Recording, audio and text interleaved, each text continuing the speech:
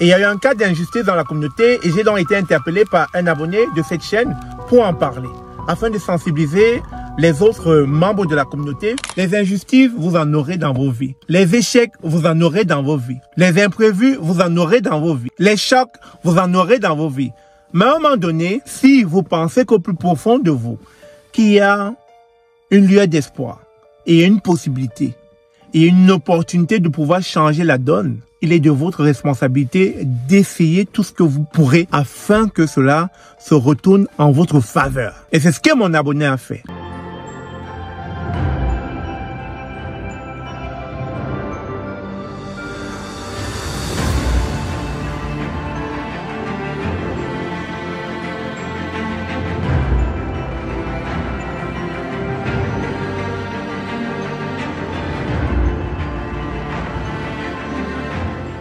Bonjour, bonsoir. Bienvenue sur la chaîne de l'immigration et de l'entrepreneuriat.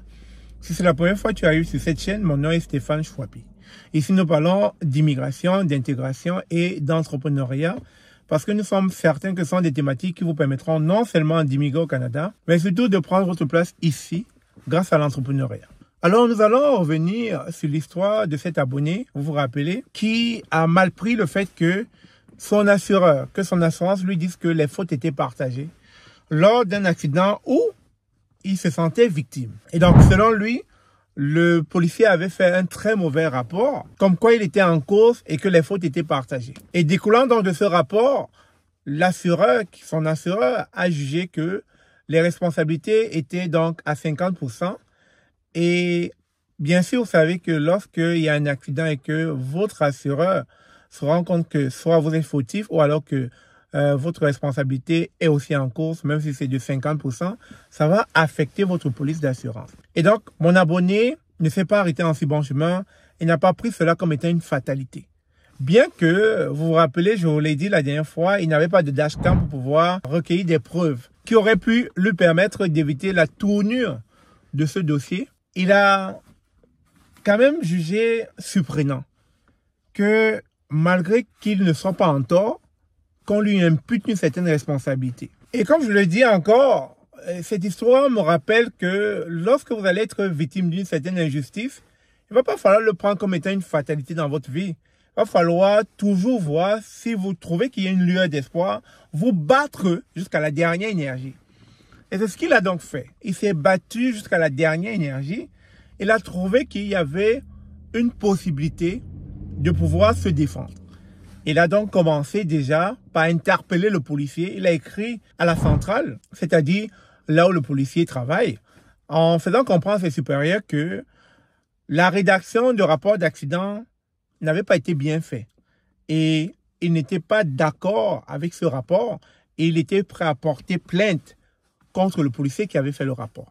Et donc quand la centrale a reçu cela, la centrale a donc transféré le courriel au policier qui avait fait le rapport d'accident ce jour-là. Le policier, ayant vu donc qu'il était menacé sous une possible plainte, il a donc réagi rapidement en faisant comprendre à mon abonné qu'il voudrait le rencontrer afin qu'il puisse vraiment élucider cette affaire. Ce qui a donc été fait, il a rencontré mon abonné, il a fait comprendre que mais non, c'est vrai, tu n'étais pas en tort. En fait, dans mon rapport, je faisais comprendre que au conditionnel, si jamais, etc. Et donc, je pense que ça a été mal interprété par votre assureur. Ce qui fait donc que la version du policier venait de changer verbalement face à mon abonné. Partant de là, mon abonné a compris donc qu'il avait déjà le policier comme témoin verbal, qui serait donc une preuve pertinente pour pouvoir relancer son dossier auprès de l'assureur. Il va donc faire un courriel à son assureur en mettant donc le policier en copie.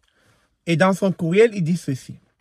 Je viens de parler avec l'agent de police qui a fait le rapport d'accident ce jour et il stipule qu'il ne comprend pas pourquoi vous m'avez rendu responsable à 50% alors que je n'y étais pour rien dans cet accident. Ceci étant, si votre décision qui m'impute à 50% dans cet accident ne change pas, je n'aurai pas d'autre choix que de vous poursuivre devant les tribunaux. Et étant donné que l'agent de police était en copie, et vous savez que lorsque l'agent de police fait un rapport d'accident, son nom est bel et bien dans le rapport d'accident. Bien sûr, il n'a pas fallu de midi à 14 heures pour que les assureurs comprennent que c'était vraiment un enjeu qui pouvait mettre en mal leur crédibilité. Et ceci étant, lorsqu'ils ont vu donc la menace de porter plainte contre eux avec l'agent de police en copie du courriel et qui bien sûr corroborait la version de mon abonné, la compagnie d'assurance n'a pas eu d'autre choix que de rendre rapidement un verdict favorable envers mon abonné. Comme quoi, nous avons analysé de nouveau votre dossier et nous nous sommes rendus compte que nous avions eu tort. Nous avons fait une erreur de jugement et qu'effectivement, vous aviez raison et que le tort est à 100% imputé à l'individu qui vous a cogné ce jour. Il en ressort que vous n'êtes pas du tout fautif dans cet accident. Alors, c'est tellement drôle, hein?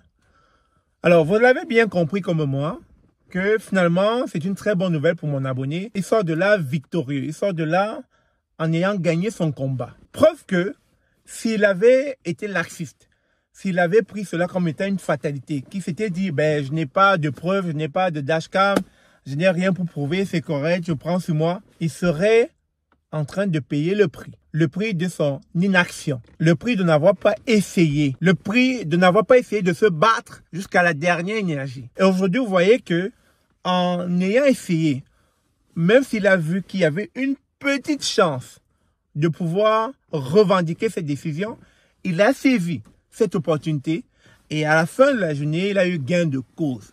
Donc, c'est la preuve que les injustices, vous en aurez dans vos vies. Les échecs, vous en aurez dans vos vies. Les imprévus, vous en aurez dans vos vies. Les chocs, vous en aurez dans vos vies.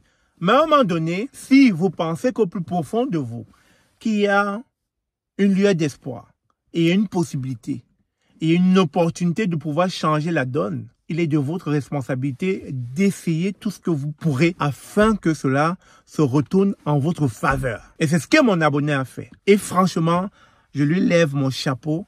Il a su réagir quand il fallait. Et voilà que, à la fin de la journée, c'est lui qui en sort vainqueur.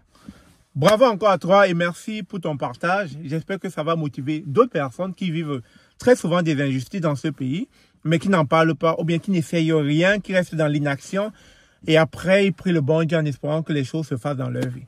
Sur ce, merci encore, on se dit à très bientôt. N'hésitez pas, abonnez-vous, partagez et dis-moi ce que vous en pensez dans les commentaires. Je vous aime.